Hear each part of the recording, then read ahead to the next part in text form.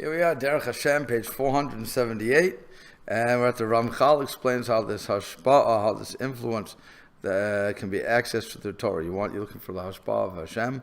So it says this matter can be implemented in two ways: by uttering the words and through cognitive understanding. This is an interesting concept, and he explains in number 12. He says, this is what the Ramchal wrote in the earlier discussion about Talmud Torah, except that there he added and study of the Torah text to the first method, implying that Talmud Torah includes the study of Torah even without comprehension. That's normally not what we would say. Some people say Tehillim without understanding. I know some Sephardim supposedly they say Zohar, like we say Tehillim, again without this understanding. But it's very strange, because normally we say Talmud Torah is the concept of understanding what I'm saying. But he's coming out saying no. One is just uttering the words, and the other is through cognitive. So he explains. This is what we have explained there, that Hashem composed a compilation of words and sayings, which are the whole of the 5 chumashim of Torah, and after them on a lower level are Nevi'im Ketuvim, and Hashem bound his haspaot to them in such a way that when the words are spoken, this haspaot will be drawn down towards the one who has spoken them. So he says, as noted above, the Ramchal omits the oral Torah from this discussion, presumably because reciting the words of the oral Torah without real comprehension is not considered to be Torah study at all. And then Rav Chaim Friedlander in Derech L'Chaim, he notes that the Ramchal places Nevi'im and Ketuvim on the same level of importance. Thus, this is also found in Halacha, where it's permitted to place a Ketuvim scroll on top of a Nevi'im scroll, and vice versa, although neither can be placed on top of the Torah scroll. So we're seeing, like I said, the Ramchal is giving a really big chiddush, or a new thing to say, that if I just say the words of the Tanakh, then that brings certain haspaot down. It's not going to be the greatest, as he's going to say further on, but it's certainly a level of haspaot of this godly influence that we're having. And he says, and then he continues to say, in the early discussion about Torah, the Ramchal wrote that one who utters the words gains a supreme elevation, extremely great perfection. In this chapter, though, he teaches that this is based upon the special haspaot that's attached to the Torah. So he continues to say, however, this is true only under the condition that the utterance be within the bounds of its constraints, as we'll explain further on, with the help of heaven. And the Ramchal stated that one must recite the words with sanctity and purity, and with the intention of performing Hashem's will. But first he explains the second way for acquiring the haspaot through Torah study, namely cognitive understanding. So he says, in a similar manner, through the cognitive understanding of what is contained within those words, consistent with their true ways of methodological interpretation, this haspaot will be drawn to one who comprehends them. So what does that mean? He says one can't understand the written Torah any way he chooses. We just said, you can read it, right? So if I'm going to read it, so I'm going to see an eye for an eye and tooth for tooth. Can I really understand it that way? Or better still, an old bonanza was when somebody killed somebody, so you have to go out to be... what's it called? The Goel Hadam. I say Goel Hadam. The bounty hunter. The family can. The family member can go out and revenge his family member's blood. So whatever you call that in English. But that was. I remember they brought that up in the Bonanza episode. Remember, you know what Bonanza is? I know what you're talking about. Right.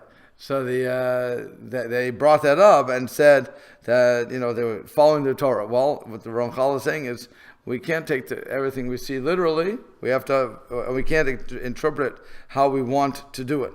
He said there's a definite methodology for properly understanding the words of the written Torah, and these are part of the transmission that's handed down from one generation to the next, namely the oral Torah. And the early discussion, Ramchal associated one's gaining an elevated level to the effort he expends in understanding the Torah. Here in discussing how one accesses the hashpa bound to the Torah. The Ramchal adds that one must use the proper means for understanding the Torah.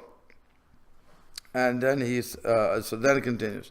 The Ramchal elaborates on the type of hashpa that can be accessed through the two methods of Torah study. There are many gradations to this hashpa, like all the haspaot and matters within existence.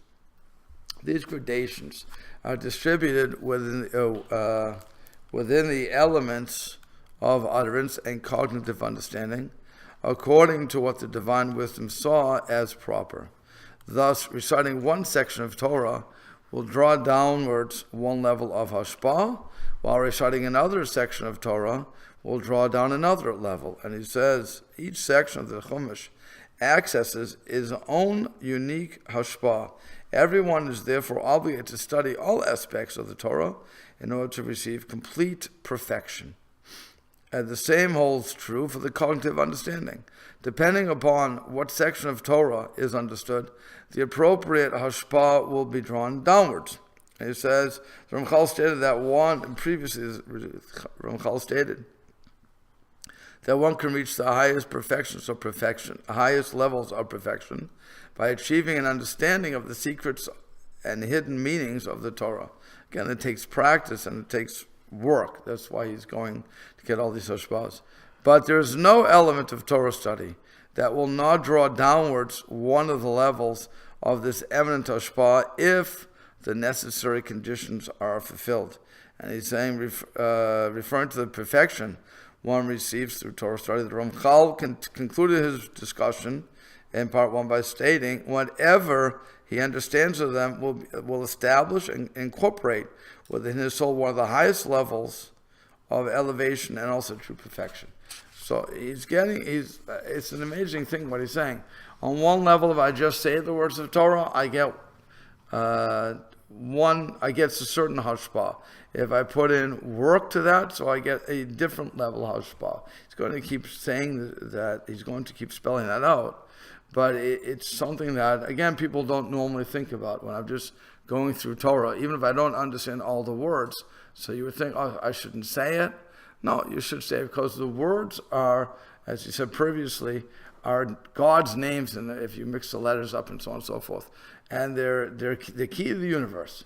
So the more I say it, the more, and that's probably why you have some people reciting psalms and other things. I mean, normally, I don't think anybody starts reciting Bereshis, Brara, L'Kimishma Ba'aretz.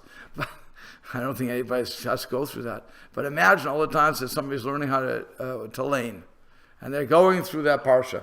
So they don't understand every word. They don't understand every other word, maybe every word. For all the kids who grew up non-religious, I can guarantee you they don't understand one word of what they're saying. But what he's saying is they get, if they do it with the proper intent, then they get reward for that. Okay? She says, having explained that the different elements of Torah are connected to the different types of divine hashpa, the Ramchal now explains another variable in the hashpa. Now he's going to really push it. He said, it is self-evident that the greater the cognitive understanding, the greater will be the level of hashpa that is drawn downwards as a result of it. He says, so thus, even in the same section of Torah, based upon different levels of understanding, different levels of hashpa will be drawn down. So when you study Torah, when I study Torah, let's say I'm studying with my son, so I'm going to know it at a different level than him, only because of my age and the amount of times I've gone through a certain thing. So I'm going to get it at one level. He's going to get it at another level. Well, we're both getting a different hashpa as a result of that. It's the same words, but it's just because I have a more, hopefully, at my age, I'll have more of an understanding than he will. So he says, you cannot compare one who has an understanding of the language of the text alone. Now here he's hitting up the grammarians. If I know grammar, if all I know is the grammar, the simple words, what they mean and how the grammar works, that's one level of understanding. But that doesn't bring me to understand everything. I can tell you what the words mean. And you see this actually if you learn, certainly Tehillim, when you can translate the words, or I was thinking more of Zohar, when you can translate the words. If you ever have gone through any parts of Zohar, it's even if you say the word, even if you have the English book, it doesn't help you. You really don't know. Sefer Yitziri, you just don't know what's going on. And unless you have an Aryeh Kaplan reader who has long notes trying to tell you what's happening, but otherwise it seems incomprehensible. But you still again get a level for that. That's if you can translate it. And then he says that's one level. And so he says you can't compare the one who has an understanding of the language to one who understands its meaning. So now I have a different level, and one who understands its superficial meaning to one who delves more deeply into it. He says in the Torah passages that teach laws, one can achieve a simple understanding of what is permissible and prohibited, or one can delve into them for a deeper understanding. The same is true of the stories related in the Torah, the Nevi'im, and Ketuvim. One can understand the simple meaning of the stories, or one can derive from them a more profound message. And I think that if you come to, I think that when we learn Tanakh here on either Monday nights or Thursday mornings, I think most of the students will say that they never would have got that from the text. All right? There's certain things that the Malbim brings down and other people bring down that you just wouldn't have understood from the simple text. You would have had a different meaning. And that's what he's saying. If you can understand at one level, or you can go deeper. And the one who goes deeper is going to get more of a haspaot. Nor can one who delves somewhat more deeply into it, to the one can expect the same haspaot as the one who delves very deeply into it. However, it was through Hashem's kindness that as a result of the cognitive understanding of any element of Torah, a level of haspaot could be drawn downwards. This is to the extent that anyone who applies his understanding to it will benefit from this great haspaot, from that which is bound to the particular understanding. And even one who has not reached any level of understanding, but is only capable of speaking the words of Torah, this will already be a means by which at least some part of this haspaot will be imparted to him also. So, consequently, the majority of Israel can benefit from this haspaot to a lesser or greater extent. Again, he's going to say that we have to want it. It can't just be a secular study. But if I'm reading through the Torah, because I know that Hashem gave it to me, and I'm trying to get something from it, this is a famous thing of when I was in the Babasha Rebbe used to give for Brinkins. And when he would speak, he would always speak in Yiddish. And so I was sitting there one time listening, and I don't understand Yiddish. Not that much anyway. Not that much. I mean, I understand a little bit from German, but for the most part, I don't understand Yiddish. So I was sitting next to a Lubavitcher who was shuckling back and forth, really into it. And I said to him, so what's he saying? He said, I don't know, my neshama knows. I said, forget your neshama, I want to know what he's saying. But you know what? According to the Ramchal, there was something there. His neshama did. If you say it, and you're listening, and you really want it to go into you, Mistama, according to the Ramchal, anyway, it seems to be going in. Whether or not we understand what's going in, it's going in. It's a level. It's a haspaot. Okay. Keep that in the mind next time I listen to somebody lecturing in Yiddish. In Yiddish. Well, a Rebbe, not just anybody. Yeah. If you listen to, Molly Picon in a play. Right. Okay, so besides these available levels, that reward people's efforts according to the true measures of their effort. How are you?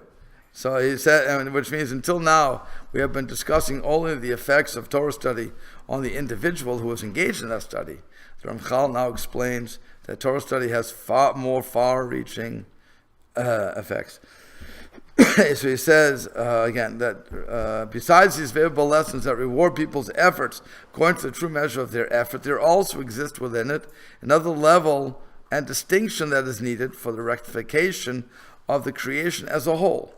And he says, similarly, the Ramchal wrote that especially through Torah study, not only will the person acquire for himself an elevated and perfected state, but the existence of the entire world will also become elevated and perfected. Having learned in this section that there is a specific haspaot bound to every section of the Torah, the Ramchal now states that for every detail in the creation, there is a specific section of the Torah that corresponds to it. Thus, each part of creation is elevated and rectified by the corresponding section of the Torah that is studied. He said, so much so that there does not exist any segment of the creation that is not rectifiable through Torah study. As such, any one segment of the whole of creation will be rectified through the study of that particular section of the Torah. Consequently, one who desires to completely serve his Creator must delve into all the areas of the Torah as best he can, in order that through it the rectification will reach all the segments of the creation. And he explains that serving Hashem involves perfecting his creation. Serving Hashem completely means that one has perfected Hashem's entire creation. And again, by studying Torah, you're helping to do that. As Ramchal stated above, the more profound a person's understanding of the Torah, the greater level of haspaot that will be drawn downwards. Thus, a person must use all of his abilities to study Torah. Furthermore, he must study all areas of Torah if he is to be able to affect all segments of the creation. This includes the written Torah, the oral Torah, the inner secrets of the Torah. And the Rav Chaim Friedlander suggests that this leads to a deeper understanding of Chazal that state Hashem looked into the Torah and created the world. The simple understanding is that whatever exists in the world are tools through which to fulfill the mitzvot of Hashem, of the Torah. But based on the Ramchal here, the Chazal may be understood more profoundly, as meaning that there are different facets of perfection within the Torah, and corresponding to them, Hashem created in the world a receiving vessel for each specific facet. He's speaking in a very Kabbalistic manner at this point, that when we do things that we are perfecting the world. And so the question is why, and he answered this before, but let's just review it. Why did he create the world with room for improvement? Motivation. For what? For people to study and grow and become closer. That's one thing. And also, he said earlier that God creates us. So God knew that we would not be satisfied just accepting things. We don't want it for free. We don't value it. We don't value when it's free. What we do is we value it when we work for it. So he said, okay, you need to work for it, so I'm going to give you ways that you can improve what's going on. You can complete the creation. That's what Neshama is coming down here for, to complete, to have that the attachment, attachment to Hashem. And so that becomes necessary through this work. And if Hashem didn't want that, then we would all be malachim. And malachim would just they do what they're told. It's for our purpose. Right, it's for our purpose, is for our neshama to be able to cleave to Hashem. And that becomes the purpose. Again, that's always been the vacancy to Hashem has always been the purpose, according to the Ramchal, of the whole creation. And if there would be no way to either attach or detach, so then we'd just be robotic in that. And Hashem wanted to allow our neshama to build. I was just saying this to somebody else. It's an amazing thing. Everything else in our existence that we know cannot move. Hashem created the animals perfectly, exactly where they belong.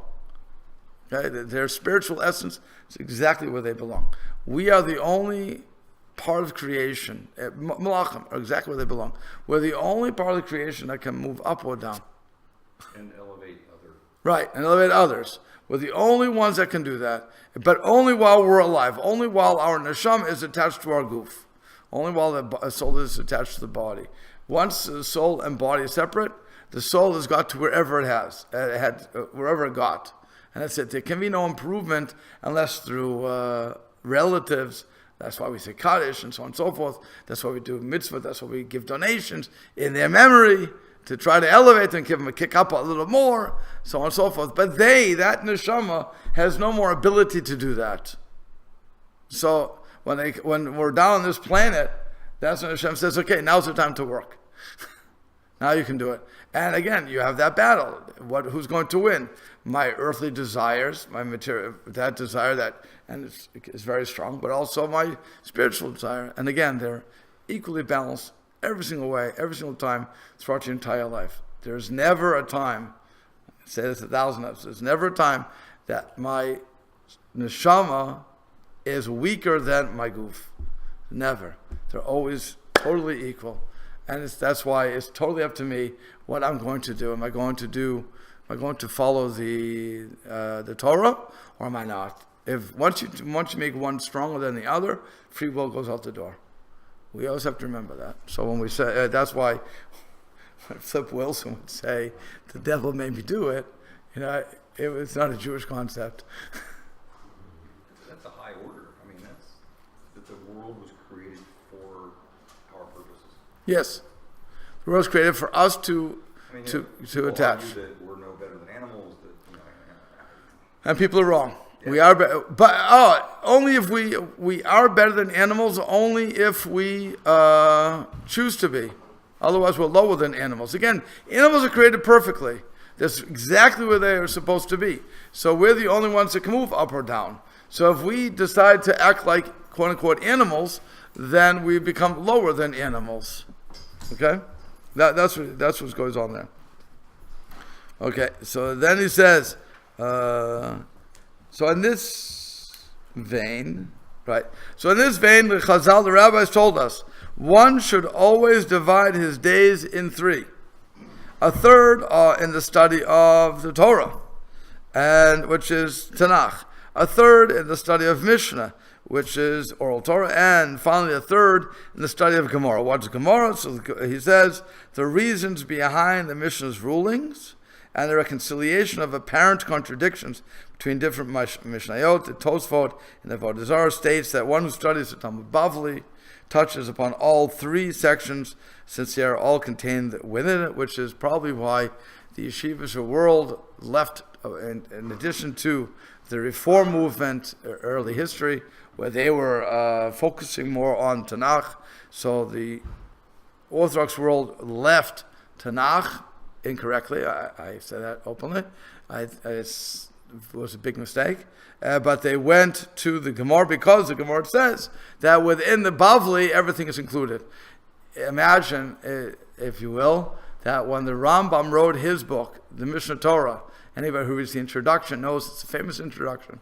He says, anybody who reads my book along with the Tanakh does not need the Gemaras. He was roundly condemned for that. They burned his books on account of that line.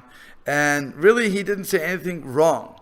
He was saying, if you want to know how to live as a Jewish person, I'm giving you all the halachas. He didn't say you shouldn't learn. Earlier, they only quote that part. Earlier, he says, not everybody has the time to put into it, and you get confused by it, so I'm going to make it easy for you. It's Judaism for dummies. That's what Mishnah Torah was. Judaism for dummies. Now you have people who look at it and say, what did he really mean? But, well, okay, fine. But it's an amazing thing that when he said it, he was widely condemned for that. So imagine when the rabbis would say, well, then the Bavli, it had everything. If they would have been in Rambam's times, or people would have read that Bavli, they probably would have condemned the Bavli too. How can you say that? We have to do this? Okay. But like I said, it's becomes a point where we do leave. And that's why most people today, if not for Art Scroll, the newest Art Scroll version of the Gemara, if they didn't put down the entire Pasuk in that, most people would not go back. They wouldn't know what the whole pasuk was. They wouldn't even know what the verse is talking about. And that's not how you're supposed to learn Gemara. You're supposed to learn it. It gives you a reference. So you should know what the reference is before the other guy, Torah Shas came along. But Torah Or came along, and Torah Or tells you what pasuk it is. So I'm supposed to go flip over my Tanakh, see the whole section, and figure out, oh, this is how they're interpreting? Okay, now I know what the words mean. But people don't do that. They just say, it says in the Gemara. Say it again? I already have that cold. The Tanakh. Right. Yeah. It's nice that they remind you where that's from, but you don't Correct. Need to that. You should have that. Not only that, when you're studying Talmud, you're supposed to have the entire Tanakh and the entire set of Mishnah known. If you know that, then you'll know the references. So yeshivas do that along the side? No, he doesn't. So a third of our day.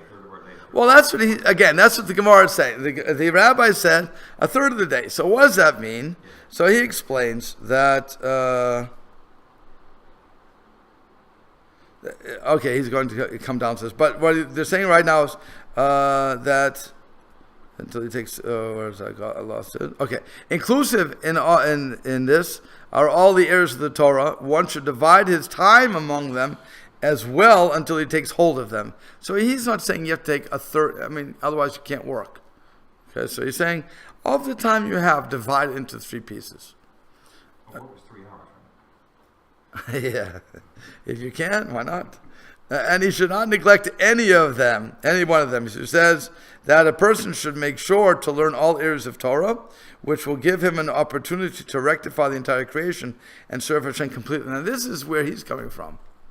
Okay, we are more utilitarian about it. We say, if I just learn what I have to learn, I'll know how to operate.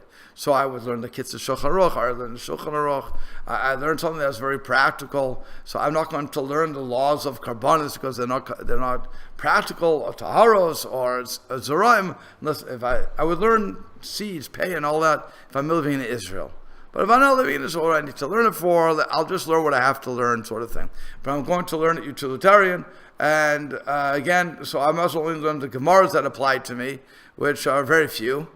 You have Brachot, Rosh Hashanah, Shabbat maybe, Eruvin, a couple.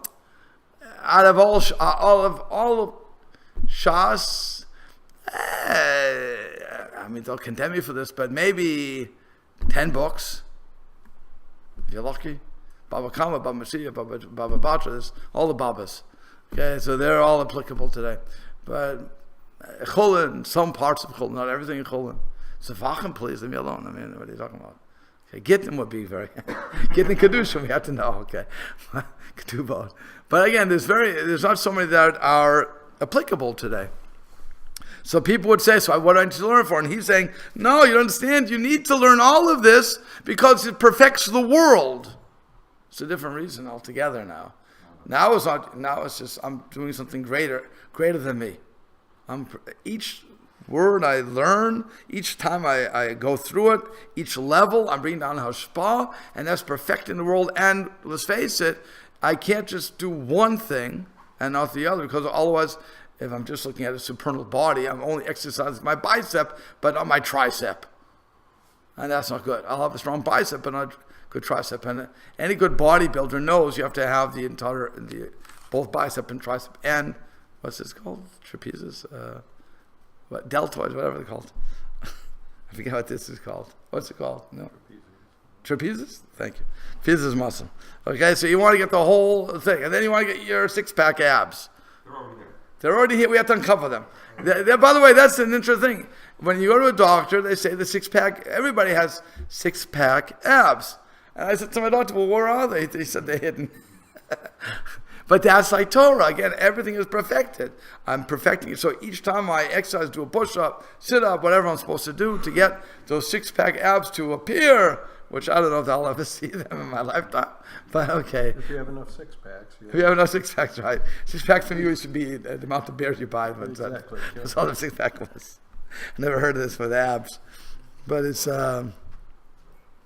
Okay, but that's what he's talking about. So now, but the amount of involvement that he spends in these areas, it should be measured based upon the type of person he is, and in accordance with his circumstances.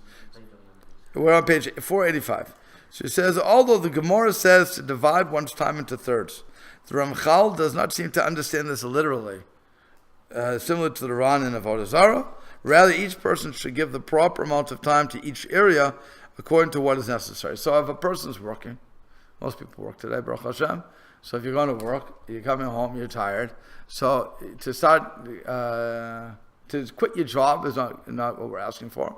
But what he's saying is, split. You have an hour, you have a half hour, you have 15 minutes, figure it out. What do you have? Split that into 3 pieces. So you can cover everything. A little bit of that. Which is why, for those who remember Chok Yisrael, used to be a Chumash, Chok Yisrael, where it had a Chumash, the Chumash part, Rashi, it had a Midrash, it had a Mishnah, Gemara, some Zohar, everything. You could do it in 15 minutes. ArtScroll has ArtScroll? a series called Daily Dose of Torah. There you go, that sort of thing. And it's divided in a certain Right. fashion. So that would fulfill what the Ramchal is talking about. If that's all the time you have, fine, not a problem. We're not looking to kill you. So he says, we have already spoken about this topic in a separate work, and here's where it's a shout out to his other books that he wrote. So go out and buy it. And that book is called Derech. In that work, he lists the various areas of study that one should master with advice on how much time to spend on each area.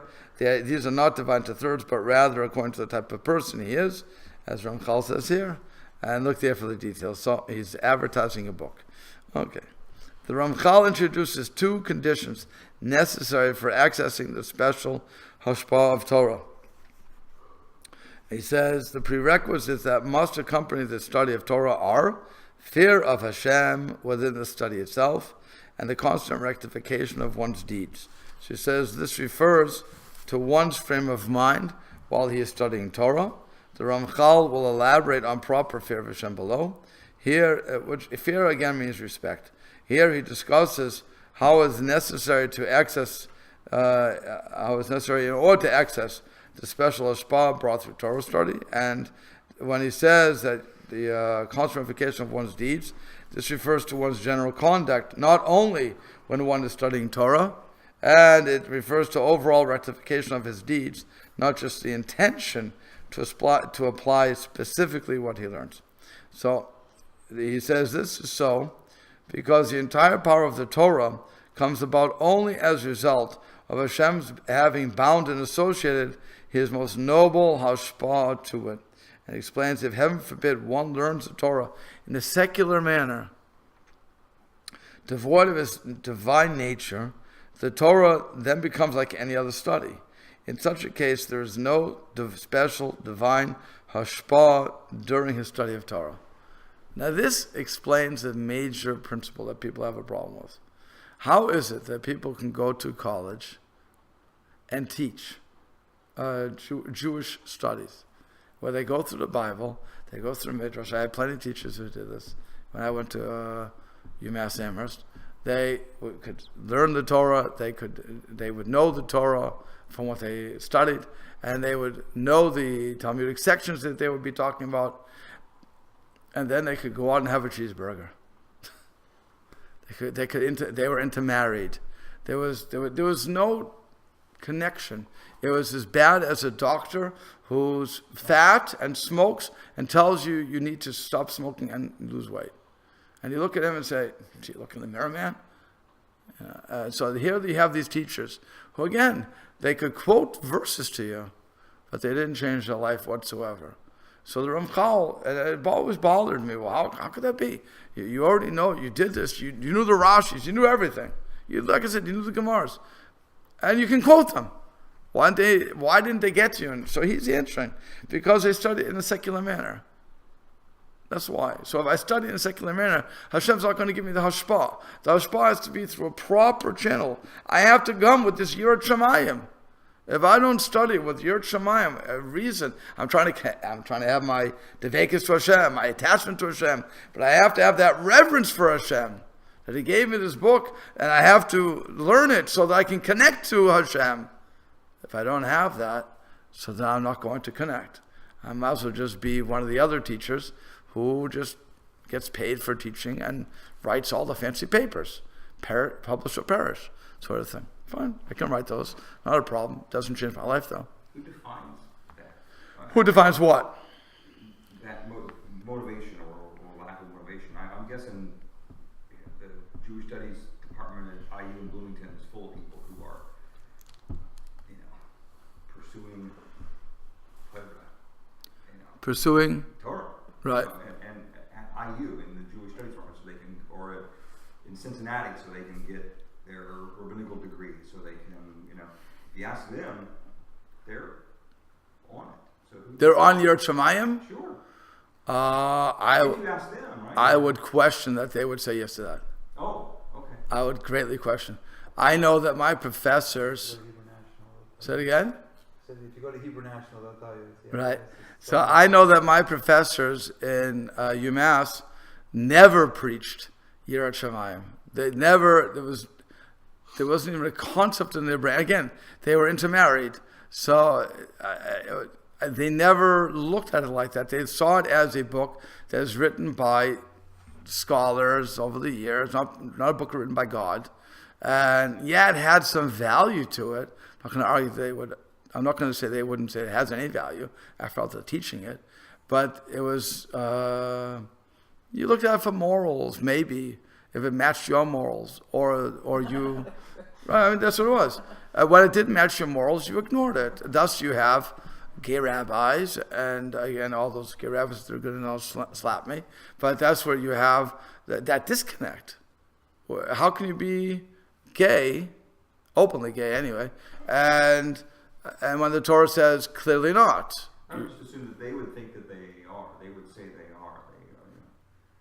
So, I would greatly question that. and they could say that. They could, but I would greatly question that they would say that. I'm saying. I guess you're only What I'm saying is, I greatly question whether or not they would say that. you have to know yourself. Right. If you're not learned enough to know, then Now there are some. I'm not going to say every professor out there is not l'shem shamayim. Or the students. I guess we might have in mind for the students. All the students. And then then it's maybe just sad. Okay, so now that's a different thing. But what I'm saying is I'm not going to say all professors. I know some professors who are l'shem shamayim, who I'm sure have yirat shamayim and study because they love Torah and they get paid to impart it to other people. Great, that's tremendous. I mean, even the secular system. I'm not going to argue on everybody. I'm saying in general, those people who aren't brought over, who aren't inspired, who aren't acting accordingly, you have to ask, well, what happened? You're seeing the same text I am.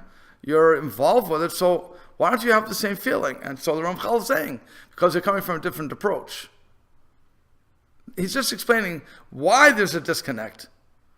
He's not saying that everybody is like that. If I study it as a secular subject, I won't have this haspaot. Hashem's, that divine influence from Hashem all the way coming through the cosmos will not be there. Right. Right. So, but if I have yirat shamayim, if I'm doing it because of that reason, so again, I'm not going to say that they all have to leave the call system because work, you have to work, make a living.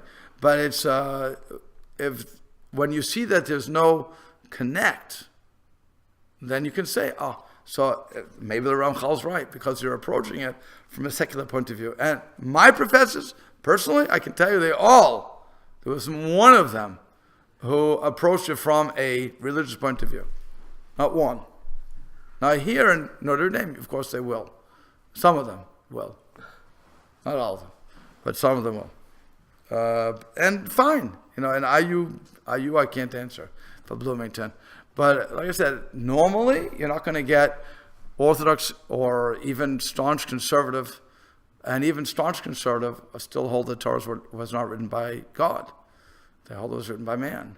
So again, why would I have that allegiance? Where's my yirat shamayim coming from? And what are you basing it upon? So if they can say what they want, and I'm not going to argue in everybody's yirat shamayim, that's not my point here. Sorry? Right? If you're marrying a non-Jew, if you're eating treif, if you're doing all these things, so I don't know what you're calling yirat shamayim at that point. And by the way, that's when you have to say, let's start defining terms. When they say they're Shomer Shabbos, that's all subjective to what they're right. So then I have to say, what do you understand? We're using different terms, and I always tell people that when they use the word mitzvah, and I use the word mitzvah, it's worlds apart. They see it as a good deed. I see it as a command, and the two can never match. When I say Torah, Sinai, I having the concept of God wrote it and gave it to Moshe at Sinai over the 40 years and gave it down, and all tradition, the whole thing. When they say Torah Sinai, actually I'm surprised they say Torah Sinai because they don't normally accept Sinai, period. But they would have a different meaning for that. I mean, if you look at their hashkafa, if you look at their philosophy, don't take my word for it. I challenge everybody. Don't take my word for it. Go online, read the books. You'll see that I'm not wrong. That what they all believe, and everybody but Orthodox believes, the Torah, now modern open Orthodoxy, are jumping on the other side too, by the way. They have plenty of their writers who are going to the conservative side, or the reform, whatever, that side, who are saying that God didn't write everything from the Torah. Whoa, you're getting into a very dangerous area when you say that. Okay, good luck to you, because if he didn't write this, so it doesn't mean he didn't write that. I mean, where do you draw the line? And so anybody who jumps to that side of the tracks, now you have to start questioning. How do you define Yeret Shamayim? How do you define Torah? How do you define Judaism?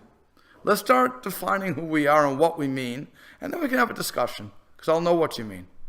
And we can decide if we even have any common ground. We may not have common ground. Discussion or not have discussion. Right.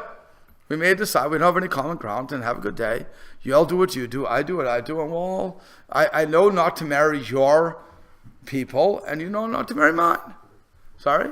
Your people. Well, think about what happened in the Gemara with Beis Shammai and Beit Hillel. Yeah. They defined one area different, and they said, we won't marry yours, you won't marry ours, period. That's what happens. And that's why you're seeing it today, with a lot of people cannot marry.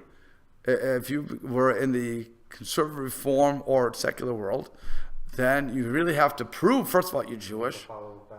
Right, you have to prove you're Jewish. That's number one. But then you have to show that maybe your moms are maybe, I mean, who knows what the heck's happened. You don't have divorces anymore in the reform world. They never had divorce. They canceled that a long time ago, so they don't go for the get. And conservative, I know they go for a get, but who knows, what we hold of that get anyway. So maybe it's not a good get, according to halacha. Again, not politically. Forget politics for a second. Politics are nice, but it's not. I'm not getting into that. If they don't do it right, if the Beit Din isn't the proper Beit Din, you don't have a get. So now I don't have a get. So now again, you have Mamzerim. So who can I marry? And again, who is converted? You get this whole long mess because there's no Yeret Shamayim. But they'll tell me Yeret Shamayim, and I'll tell them stop making it. I challenged two rabbis in this very openly, and I said, please do me a favor, do it halachically, make it a political issue. Make it a political issue one time. Just do it right, and I'll be more than happy to say no based on politics. But I'll know really that they're a good convert. I'll know it. I'll accept. In my own world, I'll accept it. But I can't accept it openly because it's fine. Make it that way one time. Out of all your 30 conversions, make it one time. Every single one of the conversions were worthless. Halachically. I know what they did. Totally worthless. And it's sad. Because what they did was they ripped off the people who they were converting. Yeah, they probably don't even know any about it. No, they don't. People who are converted and they have families and so on and so forth. I hold that is the worst thing, and they should be sued for that. I said it very publicly. They should be sued 1,000 times over for that, because you are really torturing people. Because those people who are converted, when they come to the Orthodox side for whatever reasons they have, When it comes out. and then they're told that they have to convert, they get all upset. How dare you? Blah blah blah. It's not me, man. It's not. I can't do anything for you. So, and you try your best, but nothing happens. And then now they're really stuck because they don't want to give into. This rabbi said it would be a good conversion. Okay, we can do. So, like I said, you marry your people, we'll marry ours, and we'll have a good time, and we'll understand we're different. We're no longer part of the family. Maybe distant cousins. I don't know, but it's and it's sad. I don't enjoy saying it, but it's a reality. And that's what he's saying. So one people with 20 different versions. Say it again. One people with 20 different. Right. Like if it gets into the whole definition of what is a Jew. You've got the Reconstructionist movement that based a lot of their philosophy, at least at one point, on identification with an ethnicity. Right. And no religious motivation there at all because they didn't accept Torah Sinai. And as far as they were concerned, it was an interesting collection of fables that had nothing to do with day-to-day life. They are a break off of the conservative. It's a break. Off of a break. Yeah, what happened was you had Orthodox. Our break off, our baby was Reform. From Reform you had Conservative. From Conservative you had Reconstructionist. All arguing on minor points, but Reconstructionists really changed the philosophy unbelievably, and they're the ones who are way over to the, I guess, left of the spectrum. Open Orthodoxy started off decent, and then some of the people are already going to question parts of the Torah. So you have some who are still in the camp, and you have some who are going into the other camp, and they're hedging the fence, hugging the fence. You say hugging the fence, and then straddling the fence, and it's going to break. It's going to break. And again, it's a sad statement. They're really. I think that the people who are there, the students, are genuine. I think they're dedicated. I think they're good guys and good women for that matter. And I think again they're being brought down the wrong path, and for political reasons. And I'm sorry to condemn my movement like this, but it's what it is. I don't agree with what they're doing. And again, I wouldn't mind if they would do it within the halachic realm, but once you start throwing philosophy out and changing that, you just moved away from me. I'm not going to put up with that. I'm not going to accept that. If you would tell me you took a minor opinion in halacha and want to hold by that, hey, kol hakavod, that's fine. I won't go to your shul, and I certainly won't be part of your partnership minyan because I have a hard enough time getting 10 guys together. I don't want to worry about 10 guys and 2 women. I'm just not interested in getting 20 people to come together. Just not interested. Let them do it and kol hakavod to them. But even that, I didn't mind. But when it comes to, again, saying that certain parts of Torah aren't from God, that they were inserted later, I'm not interested anymore. You just showed your Jewish colors, and now you can do whatever you want. Now you can marry whomever you want, do whatever you want. I have nothing to do with you anymore. You just jumped off the boat. We'll have to stop there.